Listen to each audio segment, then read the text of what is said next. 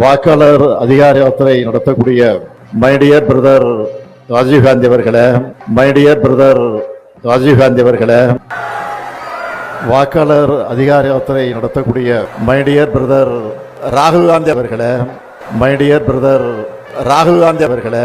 திரு ராகுல் காந்திக்கு ஆதரவு கொடுக்க போறேன்னு பீகாருக்கு கிளம்பி போன நம்ம முதல்வர் ராகுல் காந்தின்னு சொல்றதுக்கு பதிலா ராஜீவ் காந்தின்னு சொல்லி இருக்கிறாரு.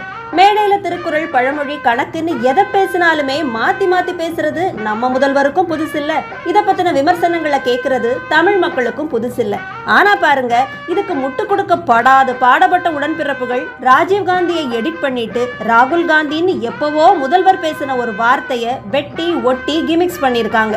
வாக்காளர் அதிகார யாத்திரை நடத்தக்கூடிய மைடியர் பிரதர் ராஜீவ்காந்தி அவர்களே, மைடியர் பிரதர் ராஜீவ்காந்தி அவர்களே, வாக்காளர் அதிகார யாத்திரை நடத்தக்கூடிய மைடியர் பிரதர் ராகுல் காந்தி அவர்களே, மைடியர் பிரதர் ராகுல் காந்தி அவர்களே.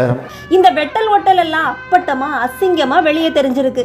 வேலை செய்ய தெரியலன்னா பேசாம வாய மூடிட்டு இருந்தாலே இது ஒண்ணும் புதுசு இல்லையேப்பான்னு அப்படியே விட்டுருப்பாங்க.